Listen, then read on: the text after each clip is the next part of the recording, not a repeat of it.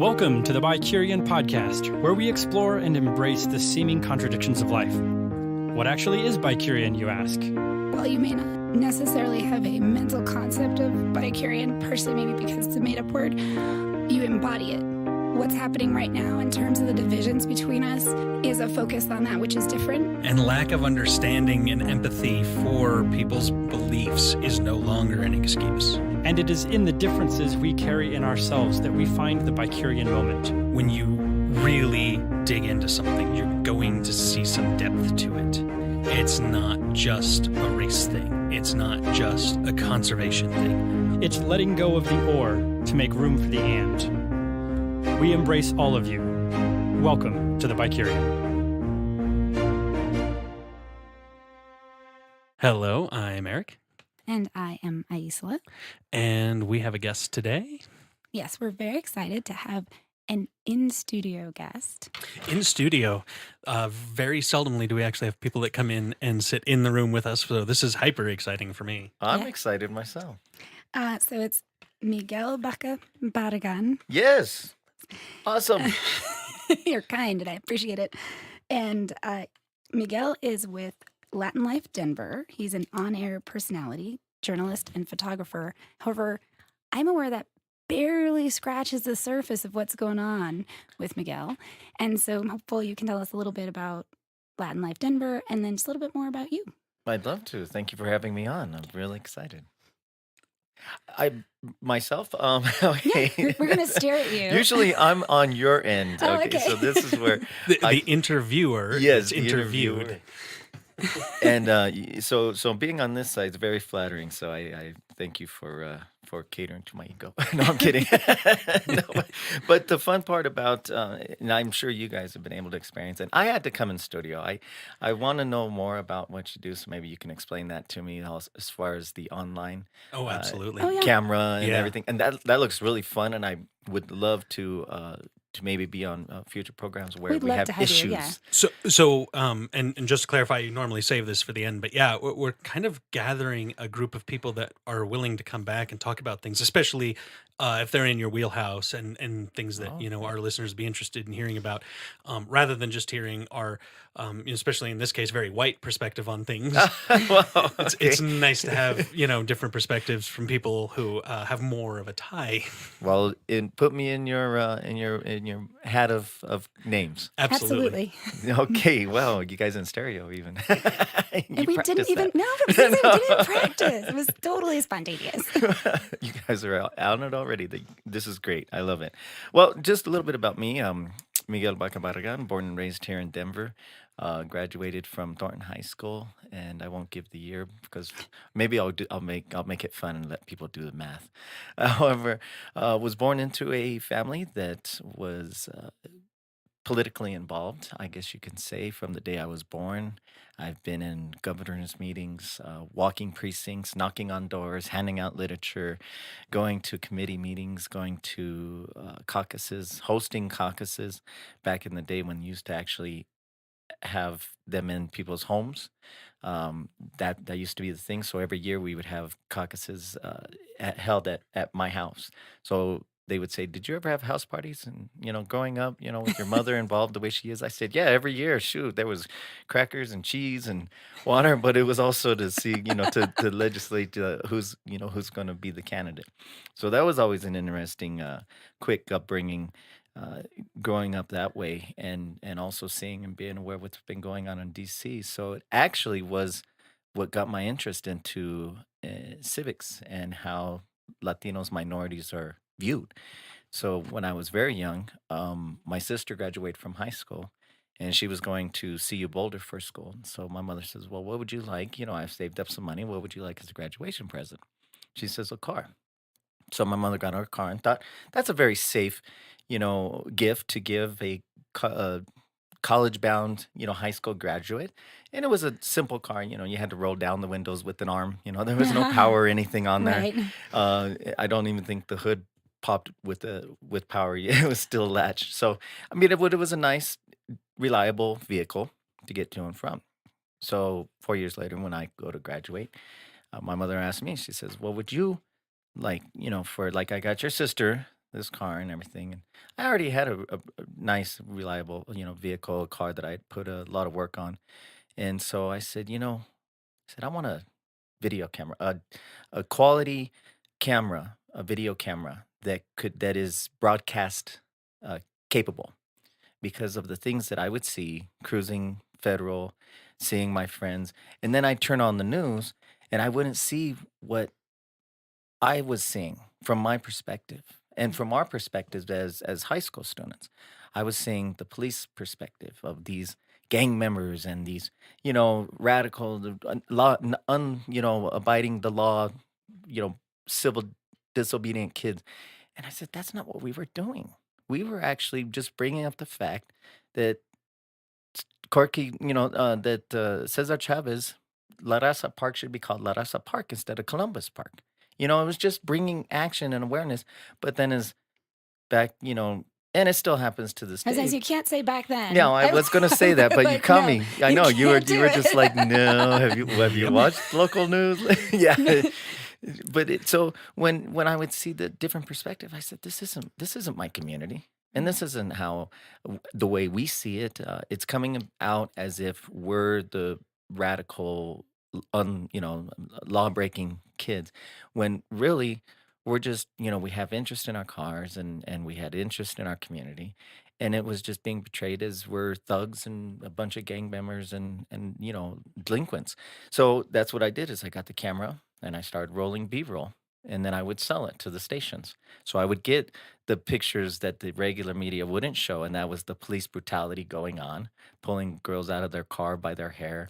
And this is, back. I don't want to give a bad, point to law enforcement, because I actually am an old officer myself, so I've seen it from both sides of the fence.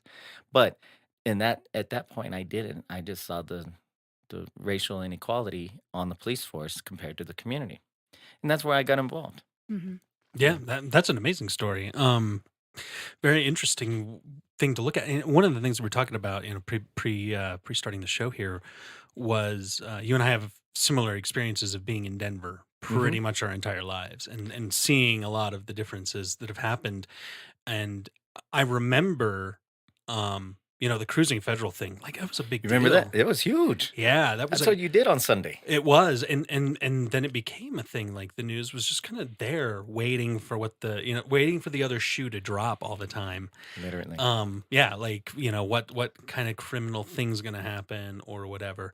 Um, I mean, I can think back, even back to when was that? Probably 99, 2000. Okay. I was working and I was driving pizzas at the Papa John's at Hmm. Jewel and Federal, Oh, yes. and South Feds. yeah, and Cinco de Mayo See, hit. that's where you know you're a native if you say Feds. Yeah. that's that's where difference. Well, so Cinco de Mayo hit, and Right. a bunch of the drivers called in sick. They did not want to be Around on Fed. Federal Yeah. on Cinco de Mayo, and that was in like '99. Wow. And So I wasn't even living in this state at 99 to know that it was still going on then. yeah, I left in 93, and that was the summer of violence. That was the hardest summer that I was not in Denver, actually. yeah, I'd been here all the other summers and seen all the other Sunday cruising events, activities, and it was always beautiful. I mean, very rarely did something break out. And if it did, it wasn't heavy. There wasn't gunfire. There might have been a little feud of or girl or something like that, a little fight here and there,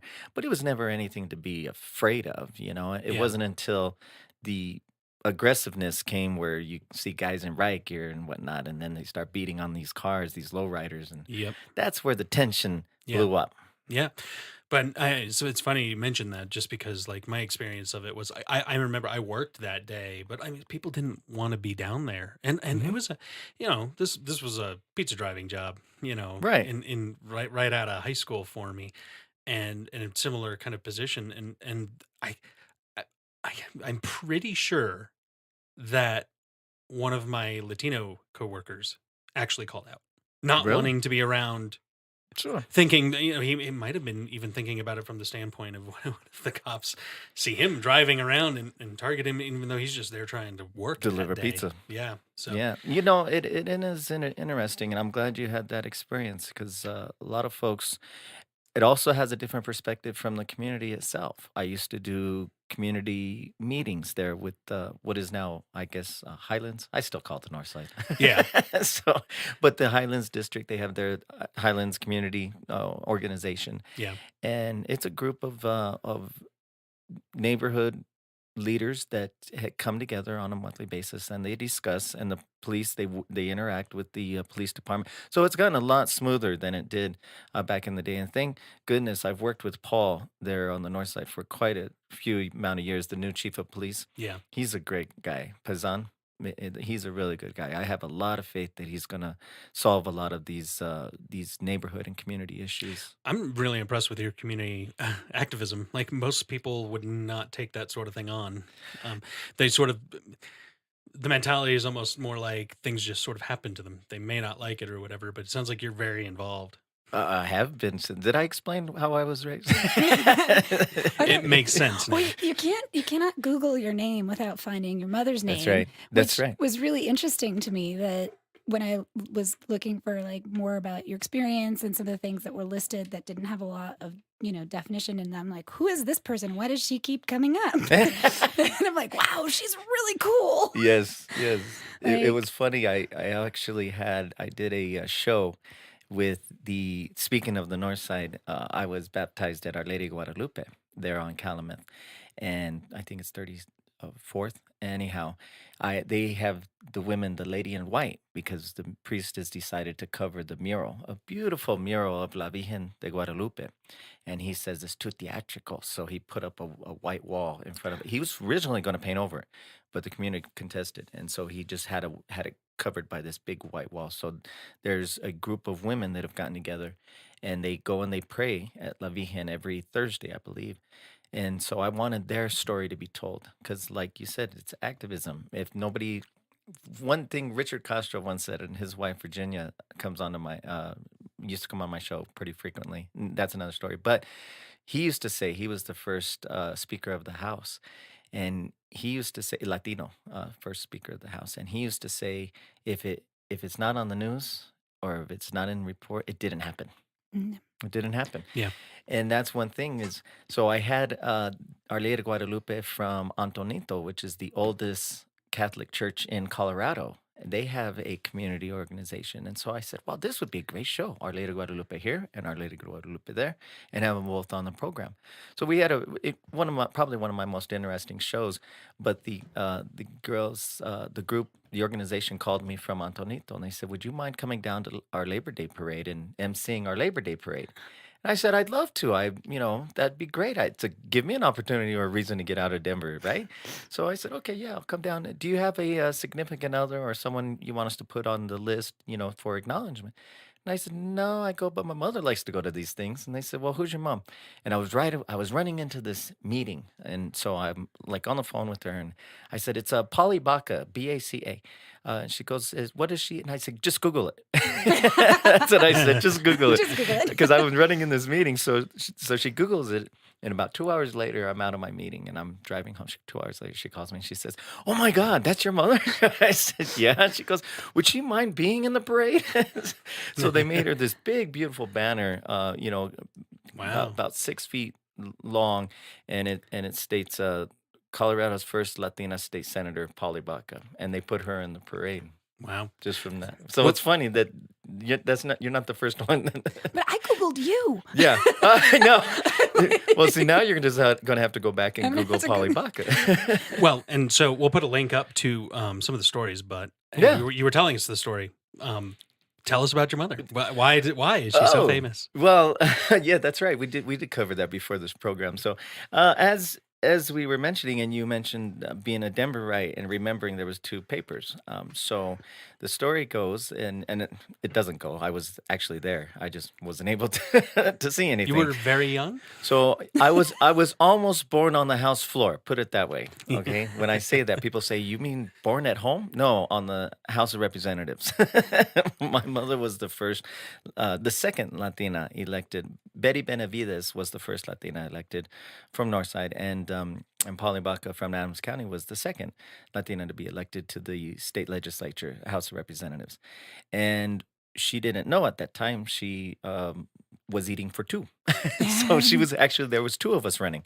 So she when Good she was job on handing your out. first Thank you. election. Yeah, can you imagine? No, wow. I didn't do one press conference either. Well, I guess I was there, You but did all of them. I You were guess that I was at silent all of them. I silent was. support. There you go. Yeah. That's what it was. Making sure the appetite stayed healthy. There you go. And so she served her first year in 1974 and elected into the House of Representatives. And she did not miss one day of legislation. She did not miss one vote. She did not miss, and this is the entire time, 9 months of being pregnant. Well, that year in 75, they went the longest legislative session they have ever gone in Colorado history. And what I mean by that is you have when the two houses cannot come together, the governor can call an emergency session, an extended emergency session, which means that nobody's allowed to leave. You're locked in the house floor. And even if you have to go to the restroom, and back then there was only one woman's restroom because women were not involved that visible in politics. And so if you had to use the restroom, and I don't know, I've never felt or understood, but apparently pregnant women have to go very Oh, frequently. it's a thing. Yes. Okay, so it's a thing. Okay, so it's a real deal. All right. Iceland knows this from Okay, experience. yes, we'll go with that. I'll, I can only remember. However, so you had to be escorted by the sergeant at arms in order to use the restroom in order So to leave. they held people there. Literally That needs to locked be the doors. right. Needs to be clear. That needs to be clear. You cannot leave. You cannot go down to your car. You can't go to your office. You are locked in. Like the doors are locked, and the sergeant at arms holds the key. And that's the one that escorts you if you have to do anything. You have to be escorted. So finally, around July 1st, somewhere around midnight or so, 1 o'clock, they come to an agreement, and both houses decide to adjourn. And so the gavels come down. The secretary of or the speaker of the House and the president of the Senate both drop their gavels and to agree to adjourn, and which then gets signed by the governor in agreement. And that year of legislation is finalized, and then you go home and you run for office again. But my mother didn't. The next day, she had to go to the hospital. I was born literally the next day, July Wow. 2nd. And that was the interesting part was because in the paper, in the Denver Post and in the Rocky Mountain News at that time, it says Miguel comes down with the gavel.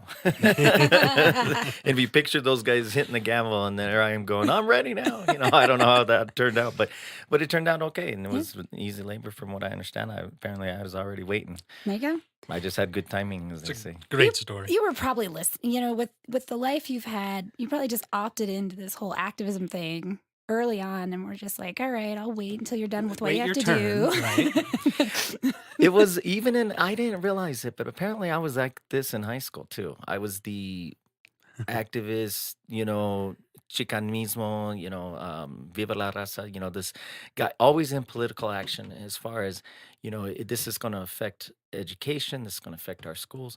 And I would bring other students in to vote. And I never thought I really was that way until 2016. In 2016, when we saw who was running, I had folks calling me that were friends from high school, and they'd say, "Miguel, how can I get a yard sign? We can't get this crazy man in the White House. How can I get a yard sign?" And I'm like, "You're interested in politics?" They've never even mentioned anything to me before, but they were like, "If anybody knows, I know you will." And I was like, "Wow, that's kind of a compliment." Yeah. I didn't realize that it was such a part of my life, but it always has been apparently. Yeah. Well, I'll definitely call you the next time something's Please going on. do. And even if not, because Yeah. sometimes there's things that go on Yeah. that aren't brought up, that I don't catch. Mhm. It's unfortunate. Well, so you actually just brought up something, and I kind of have a question from a Latino perspective that you might have a little bit of information because the news keeps on saying things like, slow down before you just assume that the entire Latino population is opposed to Trump. That in fact, due to the fact that a lot of the Latino population is actually very conservative, and religious and all of that, they tend to vote Republican. And so I'm kind of curious, did you see a shift in people saying, I'm a Republican, but not for Trump? Or do you just happen to have a lot of liberal friends? And just in general, what did you see from a Latino perspective during that time? It's interesting that you asked that. I have seen a little bit from the Latino community, but to be honest with you, I have seen more of my conservative Anglo friends come over to the other side because they grew up with minorities or Right. Latinos, especially here in Denver, and they don't have that same racist perspective. Yeah. So there is that. It was literally harmful to their ears in hearing that their friends were being talked about like that when they've known their families. Maybe some of them, their grandparents don't even speak English, or their first time, they're newly arrived. So it was more the Anglo culture that I saw get more active. There Yeah. were conservatives. As far as my friends, the Latino community, I'd have to admit that I'm a member of the GI Forum, and we have a lot of veterans there. And veterans tend to be very conservative. It's a military thing, Yeah. and so we do have a lot of conservative veterans. And that's where I would say, and it's a Latino organization, Okay. not solely. I mean, anybody can join, Right. but it was started because after World War II, actually after World War One, when Latinos came back from war, they weren't allowed to join any of the veterans groups, and they literally weren't until Dr. Hector Garcia started the American GI Forum, and that was the first organization that allowed Latinos to So, to join. so Latino veterans were not allowed to join veteran organizations. Correct. So you have like What the was the American Legion, justification for that? Just just because Racism. race, yeah. just flat out race. Wow. Same as blacks weren't allowed to join American Legion, things like that in the Okay. South. Yeah. Latinos were not allowed to join. In fact, the one reason why Dr. Hector Garcia, and if you ever have a chance to look it Mhm. up, the American GI Forum is an incredible story of racism that occurs currently in our law enforcement. I mean, not in our law enforcement, in our forces, Military forces. Yeah. military Yeah. forces. Yeah. And but we've come a long way. Don't get me wrong. We have come a long way. Well, there's a difference, right? Like I appreciate you saying that because I like my own experiences, I definitely feel like things have improved. That Hmm. doesn't mean they're good. Just because something's better Right. doesn't mean it's actually good Right. or that there isn't still egregious suffering and or horrible things occurring. And I have a concern similarly like in the larger sense right now with Hmm. just the the role model that we have in the White House Mm. presents such inappropriate examples and indecent examples that it I'm very concerned about the long-term impact even if the election were to go to somebody that I Right. approve of more or Right. that I see Anybody. as being a leader, I still have a real concern because there's just so many people who feel empowered in these, Hmm. very damaging attitudes and behaviors. So I really appreciate the acknowledgement. Things have definitely improved and they're not better. They're not good. They're not necessarily good, even if they're better. And we have reasons to be very concerned that they could get significantly worse Definitely. without a lot of vigilance. Well, Yes. that's what I noticed too, along those lines. Like, it suddenly became okay to be out front and racist and alt right, and I mean, I'm not going to claim that it was good that Latino, Black, minority populations were not running into issues, but it wasn't something where the alt right people now have like they can get a forum, they can get Right. on the news, they Right. can get airtime. They don't have to temper their delivery method because they feel emboldened. Yeah. And that's what feels like a step backwards for me is that, I don't know that we'll ever wipe out that sort of thing. It'd be great Hmm. to imagine a world where it doesn't exist, but realistically, at least if it's I have quieter faith. and not directly affecting people in their daily lives. Yeah, I have faith. I mean, growing up, there was a lot of racism I ran into, not only in my academic life, but also in my social justice uh, practices or experiences. But the the biggest thing that I worry about, going back to a little bit what you said, Alicia, no, no, So, Isla. Isla, I even wrote it down. So, Isla, is that we have come so far in 30 years. I mean, for example, we were finally able to get rid of the, claiming what sex preference you have when joining the services. If you were open, like gay, we were able to get past that and overlook that.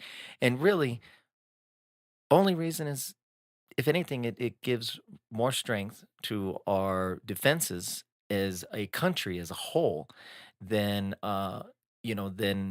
than by excluding people for non-certain reasons. And it's not like, even going into a little bit more about the GI form, undocumented individuals can join the services. Okay, here's a problem, and this is why I encourage your listeners, and also to look up the American GI form.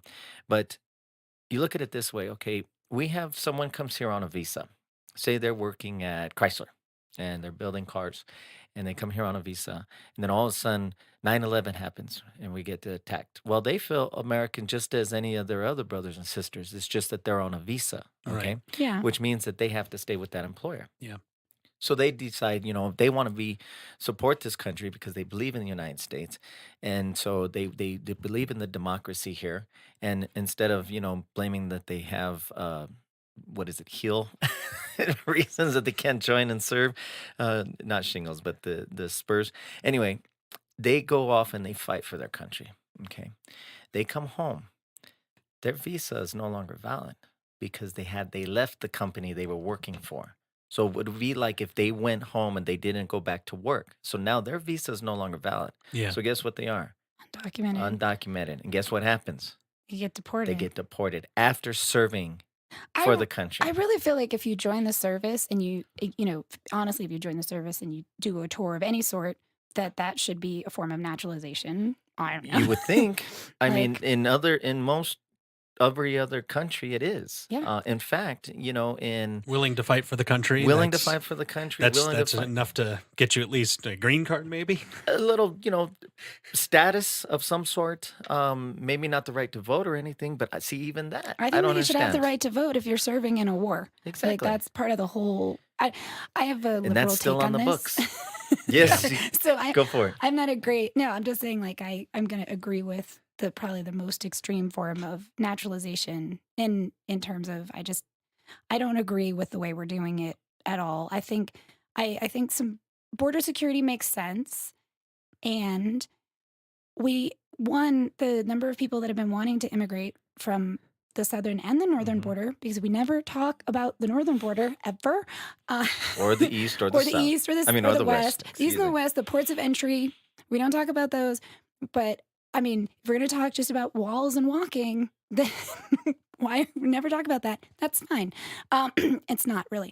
I'm over And here shaking my head. but It's I'm like, just like, oh if my people want to goodness. be here and they're not, I mean, they the people who were walking in the caravan, I was just talking to my friends. I'm like, I just want you to take 5 seconds and think, what would it take? How bad would your life have to be for you to decide to pack what you can carry by walking Hmm. and your children and walk, a couple thousand miles? Like how bad would it have to be? And just think about that. Yes. And those are the people we're talking about right Mhm. now that we're demonizing, who are actually presenting themselves at our southern border in a legal process. If you look at the immigration website, like our United States Customs website, it says, in order to seek asylum, you have to present yourself at a port of entry. Yes, you do. That's how that works. So they're doing what they're supposed to do, following the process, after suffering something where they must feel so hopeless that the idea of walking with their children a couple thousand of miles sounds like a good idea. I don't like to walk to the grocery store. It's 2 miles away. Exactly, right? Especially in whatever condition of weather. In whatever condition of weather. I'm just like, so, and so I feel like there's this, so for me, there's this larger issue of we're not being American. Like our American values, right? We value freedom. We value the bootstrapping. That's bootstrapping if I've ever seen it, right? Right. Yeah, Exactly. but I feel like this entire government, the whole thing that Trump's really done is I don't feel like this whole border thing was an issue until he It's started not. bringing it up. Hmm. Like, illegal immigration, yes, there were some issues down there. I remember traveling in Laredo in like 2010. It was a rough time to be in Laredo, Texas. They Mm-hmm. were Sure. executing people on the other side of the border. They shot an That's ICE right. agent. Like, it wasn't great, but it was, I mean, in general, it wasn't bad. And in general, I felt like the government was working towards ways of like making immigration and naturalization kind of more accessible and setting up ways that, like, fine, if you want to come and work the fields Right. in the US and then go back home or whatever, don't even Mm, sneak in. We'll but give you a it visa it or was a something. lot of wink and nod, though. I mean, the reason that the people who are here, like the DACA recipients and stuff, are in so much peril right now, is because it was done pretty poorly. It was done through, like you said, wink and a nod, kind of like underground efforts and sort of executive Well, it's orders not that, even on the books, but I mean, yeah, like Well, we're and talking that's there the about now. there problem. is one. There Okay, is one. I lived in Arizona. I lived in Yuma, Arizona, which was right on the okay, border. Yeah. I worked at the prison facility there in Yuma, where we used to have a lot of crossers. It was actually the El Calle del Diablo, which is the street of the Devil Street. And the main reason why that was a crossing is because it was the driest, most uncovered, but it was the deadliest way route to Yeah. the states. And so the prison was only maybe 10 miles off of the border. And I would do perimeter checks and, sand trap looks. And I would run across a lot of border crossers. And Border Patrol was, relatively in the area. But let me tell you what the worst case scenario is that you're right on that port of entry and the asylum. And this is why this mandate of separating families is purely racial. It's absolutely just we got a bigot in the White House. Let's just say it for real. Okay, because if you have money, and this is what is going on, and I've talked with a few of communities that work with immigrants. If you have money, you can fly to Canada from Mexico City and you can walk across the port of entry and plead asylum. Yeah. And you can get paperwork. You can even get a judge Wait, with your to kids too? justify it on that. Yes, yeah. I mean, but the problem is who has that money? Well, yeah, I mean, the people that are usually coming over are generally they're fleeing a bad situation or whatever. Yeah, Right. My cat has just made I friends just I with our just guest. there found you and go. adopted an Well, animal. His name is Buddy, and Hey, that's buddy. well, why. I remember that I was when I worked in Tacoma, Washington, with this coalition of folks, and they were talking about this was probably 16 years ago, and I was pretty new to everything, Yeah. and they were talking about immigration, and this and at the time, and the this woman who I was working with said our issues with immigration are pure racism. There are far more Mhm. Canadians here illegally Yes. than any other population, and Well, we because who's never looking for talk. them? Like, Yeah, we never talk about the northern and border. and frankly, that's a race that's one of those latent racist things. That's Right. like because you're not looking around at other white people near you, and Right. maybe they say A or something, but realistically, you see brown skinned people and There's a difference. it brings this thing Well, like, are and you here illegally? Have you lived here your whole life? Are you 4 generations in? And I forgot. That's the point I was going to bring up. See, I voted for John McCain when I was in Arizona, and I'll tell you why. Most folks would say, "Oh, well, you're a Democrat," and well, no, I go for what makes common sense as far as le- Which is very much the laws. point of this Laws. show. I yeah, mean, that's what Exactly. we're looking It's for. common sense. Okay, so when I was there in Yuma, Arizona, and I'm working in the prison, and I see that John McCain is running for office, and I look at the implementation of a understanding comprehensive border. Okay, so down south, okay, they want to say these Democrats, this and that, and everything else, right? That's the rhetoric you're hearing. That is not true.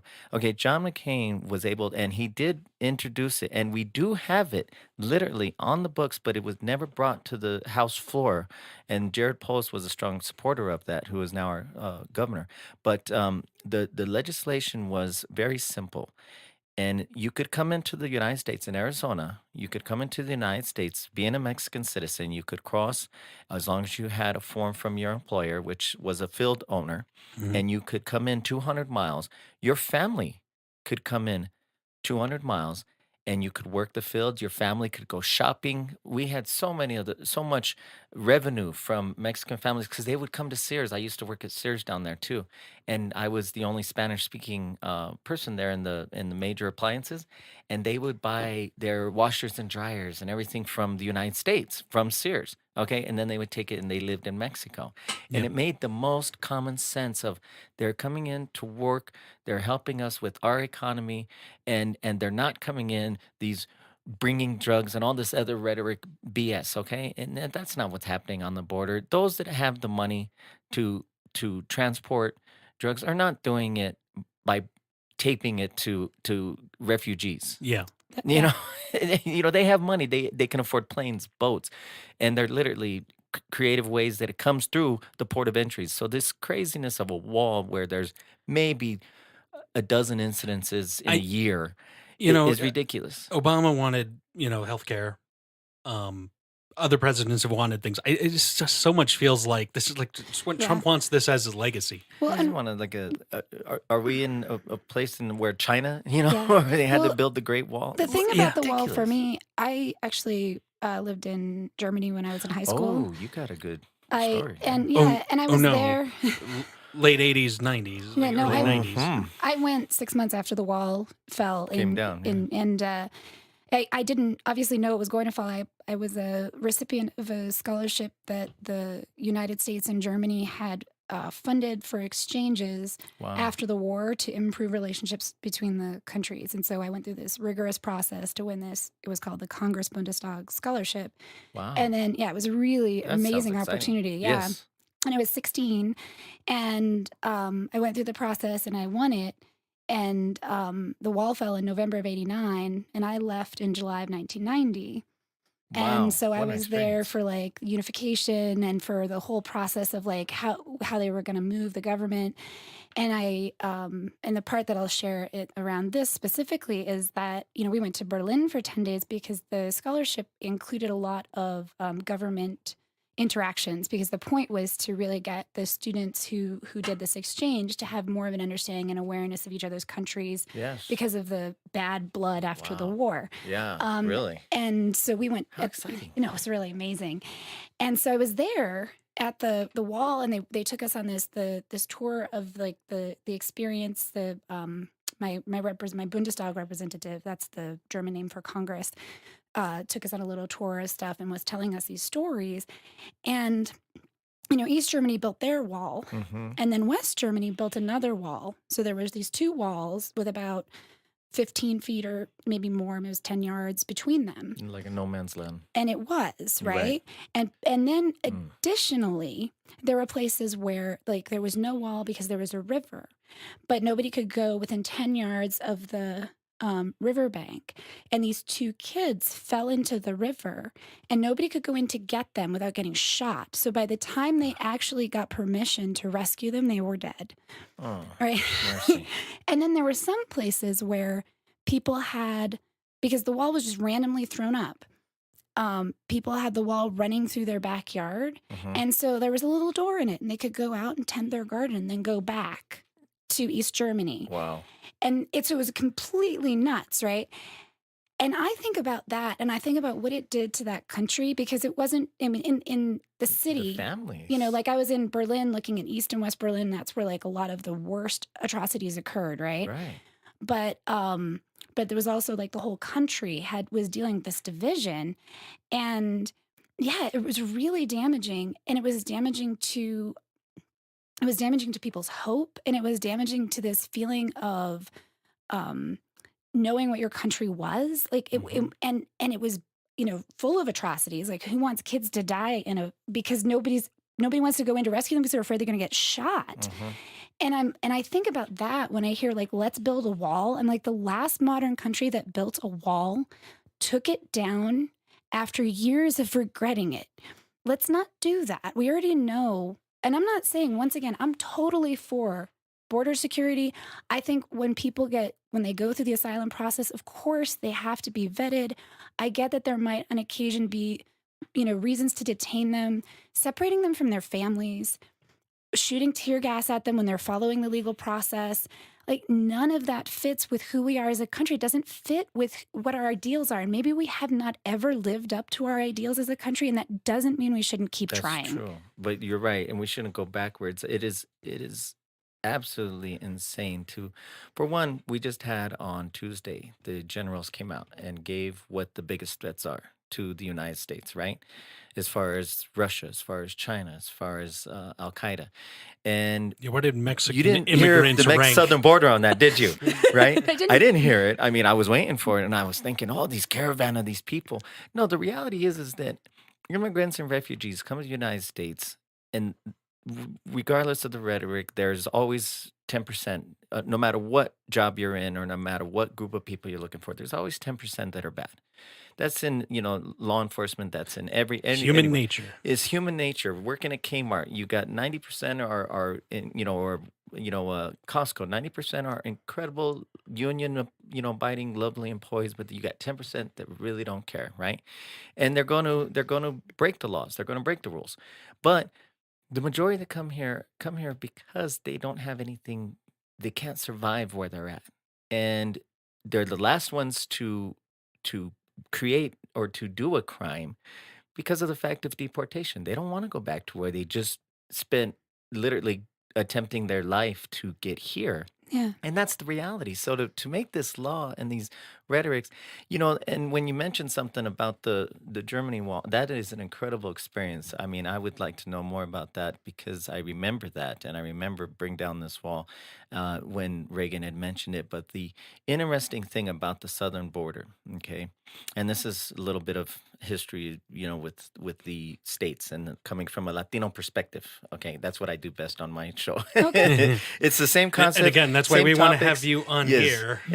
but it just comes from a Latino perspective. But we discuss the same issues, and so here's the reality: Our Lady Guadalupe Treaty was signed after Mexico decided to go ahead and stand down from fighting for what is now Texas, parts of Colorado, New Mexico, California, Arizona, Nevada. Okay, those states belonged to Mexico.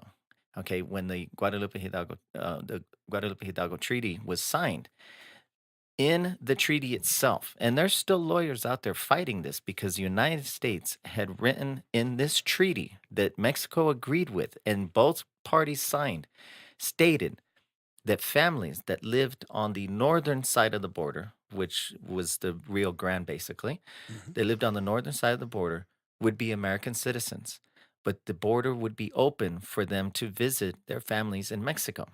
Okay, that's one thing that they did not do with the Berlin Wall.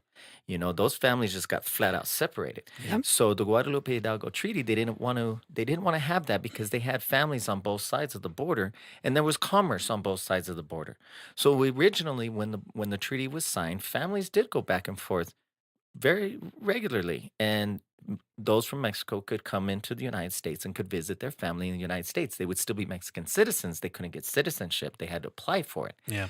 but they could still cross the border and visit their family. I didn't know there was anything like that. Yes, and That's it's an awesome. actual treaty.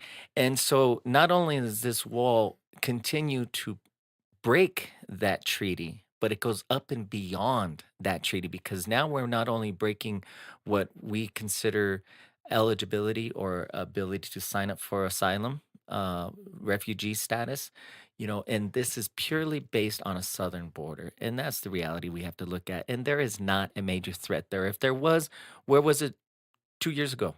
We had the House, the Republicans controlled all three branches of the main government. And nobody brought it up. And nobody brought it up, but they did sure want to pass that tax cut, didn't they? Yep. And And so and Rich. the other thing is, I mean, I remember like this is obviously some big sticking point that Trump's made that he's like, I have to build this wall because I promised that I would Right. in my campaign, and it's become this. Yeah, he also promised But that he he'd get also Mexico to pay for it. exactly. Like, That's right. And and there's and a dozen I other mean, promises that while he you're never breaking fulfilled. promises, it's okay to let this one go. This one is insane because it's costing the taxpayers money. I know that I pay my fair share of taxes, and those that make more money than me don't pay even as much. But the reality is I'm not paying for somebody's political promise. especially when he promised that we wouldn't be paying for it. Now, where is that going? Well, I mean, even his supporters have to eventually get behind that, but who knows? Well, you're always going to have that 10%. I Exactly. hope it's 10%. Yeah, let's keep it down there at 10%. But apparently the last one I looked at was still 30, 32, 33 tends to be his continuing base Yeah. support. Well, it's going to be a saga, and we're going to see how it plays out. So, Well, I will say we probably should wrap up because we usually keep our shows around 30 minutes. And there's so many other things I want to talk to you about that we're going to have to do Definitely. this again. Sure, I had a great time. Thank you Good. for this is awesome. Yeah. absolutely, yeah. No, like I said, political things, Latino things, just shoot the Community breeze. things. I'm fine with all of it. So, we'll definitely have you back. But Hey, shooting the breeze, we can talk about gun control. yeah, there's plenty of that. Oh, Too. hey, there's the 30-minute right I there. think we're definitely going to have some things to talk about. So, Sure, this has been fun. Thank you. Thank you so much. thank you.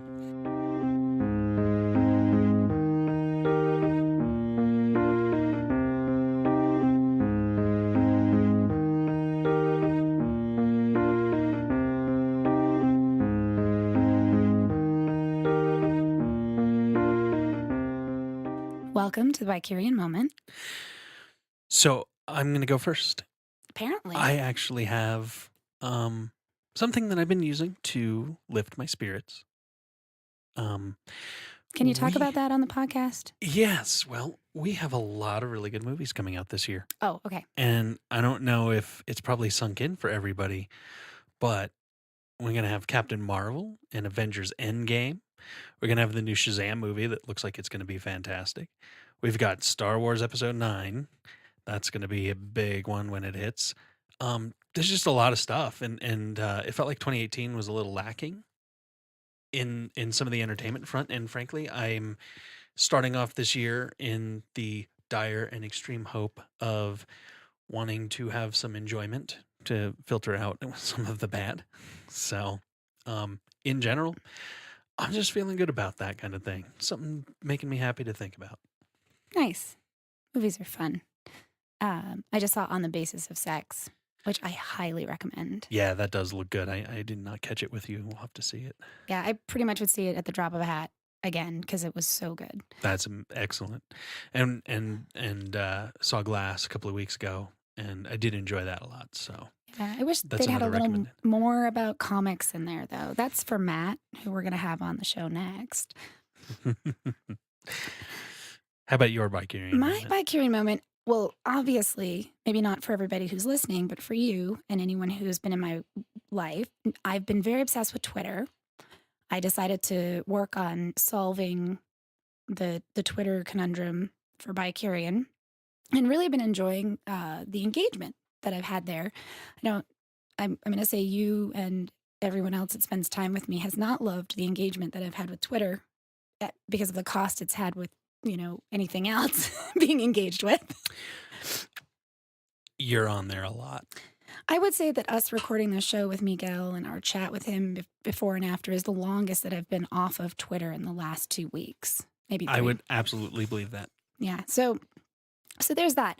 And one of the things that I've really been enjoying about it is as part of my attempt to engage us in Twitter, I've discovered a lot of things that are out there, some of which I'm like, wow, I wish that wasn't out there. And then some things that I was really excited about. And one of them is this author, or I guess actually he's a pastor. His name is John Pavlovitz. He wrote a book called Hope and Other Superpowers. And he's very Christian. And he has the same values that I do. He's unapologetically, according to his Twitter profile, committed to equality, diversity, compassion, love, and justice. And his conversations on Twitter with people, the things that he puts out there, really back that up. And he's obviously very committed to his faith, at least publicly, and that's all I know him of. But to me, that's really exciting in that I feel like a lot of times faith is co-opted to be used in a way that indicates it has one way to be reflected in the larger world. And so a lot of folks associate Christians with a lot of things that in my experience aren't particularly Christian. And so when I see somebody like this gentleman really putting out there this different way of being, a different public way of being, around Christianity, I I feel a sense of hope and excitement. And to me, it's a little the Bicurian aspect of it is that it is a little surprising. Like and I'm sad to say I can be surprised that when a person of faith or a pastor puts things out there, there's a part of me that's waiting for the gut punch. And it was really exciting to be following him and realize, oh, that's not actually going to happen. There's a lot more here, and it makes me hopeful. And then he has this book about hope, so that was good. I think it's always good when we can see things that maybe make us feel uncomfortable. Um, in our political climate right now, faith tends to be right wing, um, and pushy and condemning and judgmental. And I mean, if I had any advice for Christians in general is to stop and take a second and just realize that all of those messages are supposed to be coming from a place of love. So if you're not thinking that way, maybe getting back to your roots on that. It sounds like this is what this guy's really done. Yeah, well, at least his public presentation and shows that. And my experience is that the people of faith that I've known, I always have a very strong connection to many people of faith, men specifically Christian faith, is that most of them don't don't have those like extreme or damaging views that get sort of put out there by a very small group, a very vocal small group, and usually they're too busy doing their lives and honestly usually serving their community to go and worry about that. And so it's helpful when somebody will take on being a public voice for faith or for Christian faith that kind of shows some of that aspect as well in a much broader sense. Yeah. No, I agree. I think that's great. So that's it. I think that's what we got this week. So thanks for listening. Join our mailing list at bit.ly/bicure, BICUR, and get episodes and blogs conveniently emailed directly to you. Learn more about us at bicurian.com/podcast. If you like what we are doing, please tell your friends about us or share the episodes you find most interesting. Thank you for listening.